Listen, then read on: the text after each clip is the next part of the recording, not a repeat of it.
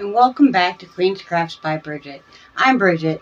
Thank you for joining me today. Whether you're new here or you've been around since my very beginning, I truly appreciate you coming by and spending some time with me. If you're looking for me anywhere else on the internet, you can find me on Instagram, you can find me at my Facebook group, and you can also locate me at my email, which is all listed down below. Today we are going to do the MStitchTag, but before we get into that, just a couple things of housekeeping. Normally I would be reading to you the names that got put into the cauldron the last couple videos, because last video I did not do so, I don't think. But confession, I have filmed this video already. I cut the pieces up, I put them in the cauldron as soon as I was done recording, and while editing I did an oops and completely lost my video. I was trying to cut one part out because I made a blunder. So the best I can do for you guys is there are more names in the pot. Because I don't know which ones I've read, which ones I haven't by reaching in there. Just know that people got picked. Hopefully that will be good enough. If if someone questions or whatever at the end of the month, I can read every name in the pot if that makes somebody feel better about this giveaway. Also, it was brought to my attention just a couple days ago that during my live for the Potiversary, not the live that I just did, some people won, and at least one of those people did email me in the appropriate amount of time. However, that email did not make it to my email. Therefore, I did not respond. I didn't send her gift, any of that. She got a hold of me. She said, hey, just wondering what's going on. I, of course, was at first was like, hey, there's a time limit on these things, and you didn't respond. She was very gracious and sent me a screenshot of her original post so that I could see the date and time and whatnot that she had sent that.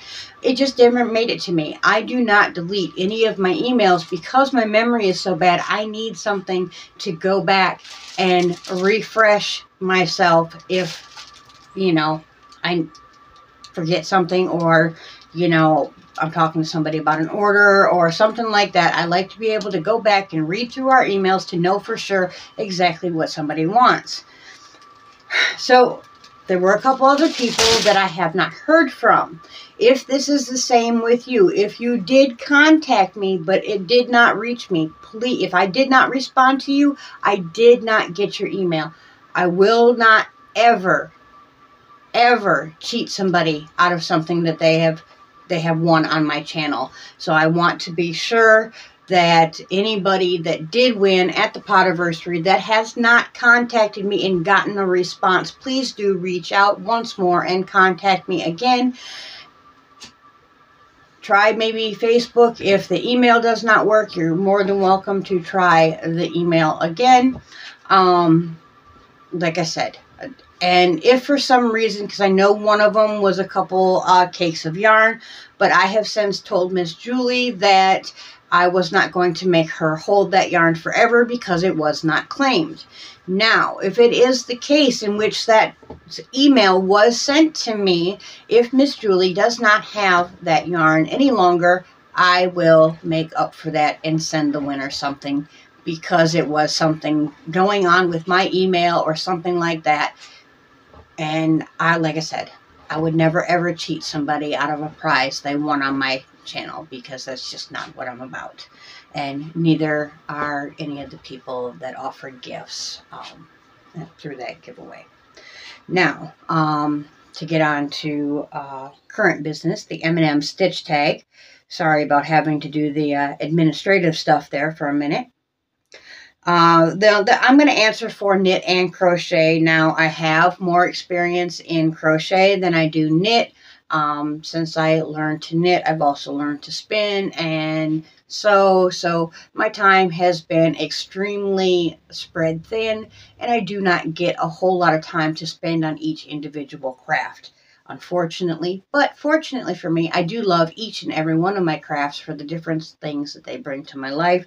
So I'm okay with not being a superstar knitter or the best crocheter in the world or the best sewer in the world. Because I'm able to do all of those things, I don't feel that I have to be an expert in any of them. I just enjoy doing all of them. Okay, so what is your favorite stitch to use for wearables? For crochet, it really depends on what I'm going to wear it for. Is it fashion or is it function? If it is fashion, I want something beautiful, something lacy, something twirly, something with texture, something beautiful. Generally, I would go with either cables or the pineapple stitch or the virus stitch or shells, something that's got a little bit of flair and panache to it. If it is a functional piece, such as something that's meant to keep me warm, then of course I would probably be more apt to lean towards like a double crochet, a single crochet, maybe a half double, although half double is not a favorite in my house. For knitting, I would probably say for function, probably stockinette stitch in the round, or garter back and forth, so that it's all knit, knit, knit, knit, looking knit on the one side and looking purl on the other. If it's something beautiful, something just for fun, something, something like that, I again would want some cables or some fancy stitch work, just because why not add that little extra pop to your outfit? What is your favorite stitch to use for household items? Now, most household items that I make in crochet would definitely have to be single crochet, double crochet, stuff like that. However, when it comes to like hot pads for my countertop, something to put some hot pans on outside of the oven, I really like a front post, back post stitch, so that you get double the thickness and you do not have to worry about taking something out of the oven at 400 degrees and putting it directly onto your hot pad. It's not going to cause a problem. And if I'm going to knit something for the house, more than likely it would be a washcloth.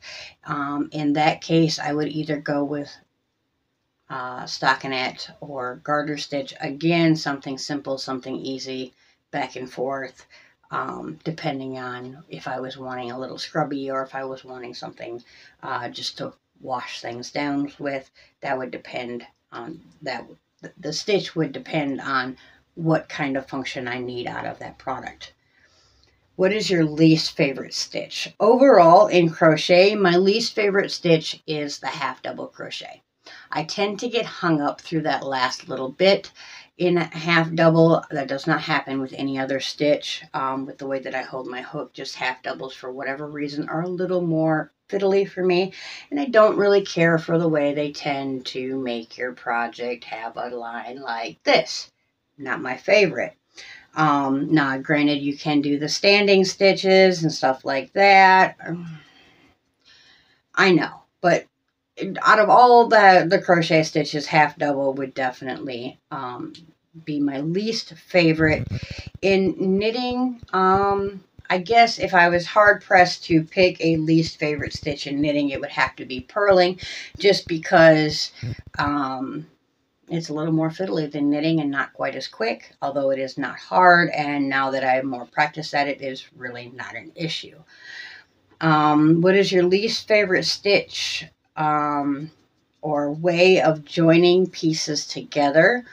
My favorite way to join anything together is like I did on my king size blanket, where I pull the loop through the stitch on the other side and complete my single crochet, double crochet, whatever it is that I'm doing. Therefore, It adds just a little bit of a twist and a little bit of interest to the join.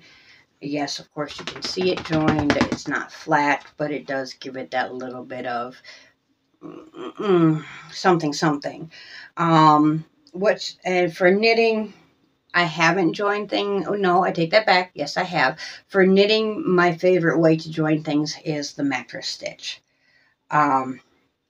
Unless I'm joining one side of the toe to the other side of the toe, and then I really like the Kitchener stitch. But I guess it depends on how you define joining.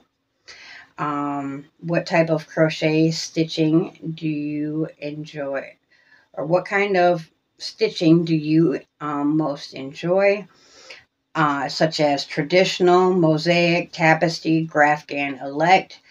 Actually, lately, my favorite has been the interlocking fillet method. I really enjoy the ability to put a picture into the blanket without having to cut ends and have 10 million ends to weave in.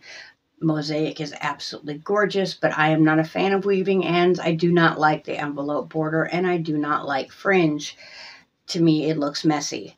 So I would end up, if I did an entire blanket, I would end up having to weave in each side of the entire blanket all the way up, and that is just too many ends in my book. Let's see. For knitting, I really haven't tried a whole lot of techniques, but I really would like to try brioche and some stranded color work. I think that would be a lot of fun. Eventually, I will get there. What stitch most impresses you in your pieces? I really love cable stitches. Whether it's knit, whether it's crochet, I really very much enjoy cabling. I think it's absolutely beautiful. It adds an air of difficulty to your project without actually being difficult. So I truly enjoy it a lot. Is there a stitch you really loathe doing and will avoid patterns that contain it? There is a stitch in crochet that I am definitely not a fan of, and that is the bobble stitch. But that level of uncaring for that came from doing 283 rows of a bobble stitch blanket. It was called the Tree of Love. Very, very beautiful. Unfortunately, the blanket sits unloved in my closet. I'm thinking about donating it to Crystal's fundraiser event so that somebody will love it. It's gorgeous. It is absolutely gorgeous, but it does not go with my colors in my house and that. But I won't avoid doing another pattern with bobbles, but I would definitely avoid doing another pattern that was nothing but bobbles. Just because, yeah, at the end of the day, that was so irritating and very, very time consuming and an extreme yarn eater. In knitting, I have not come across anything yet that I absolutely loathe doing. Not to say that I won't at some point, but at this point, everything I've done in knitting, I have absolutely loved. And what is your most favorite stitch, basic and combination? I really like treble crochets. For a basic stitch, it's a little outside of basic, but it is a basic stitch. I do enjoy doing double crochets, and singles are okay depending on the project. Again, I don't like half doubles, so anything that's not a half double. My favorite complex stitch or series of stitches, again, would be cable stitching, pineapple stitching, virus stitch. I really do like the crocodile stitch. There are so many that I could name that are so much fun. They look way harder than they actually are. One of my absolute favorites is the Elephants on Parade. which is literally one elephant holding the tail of the next elephant in front of it that marches directly all the way around the blanket. I have done that in the past and absolutely love it. Matter of fact, that again is sitting in my closet and being unloved just because I haven't found with a baby yet that I'm willing to part with that blanket for. Someday, it will find the right little girl to go to. That is what we got, everybody. Now I need to tag 3 people for this. And I'm only going to leave it to 3 just because I want to leave some of the stitchy goodness for the rest of you out there to tag away. So I am going to tag, let's see, we're going to go with Creations by Jax. Hey, Jax, I remembered your name. Look at that. We are going to go with Llamas in Pajamas, Jude. Gotcha, Jude. And let's see, after that, I think we will go with the wonderful and beautiful Bella over at Bella's Crochet Gifts. I want to hear your answers, everybody, whether you knit, whether you crochet, whether you do both. Let's hear about it. Until next time, I hope you're crafting your happiness. And bye for now.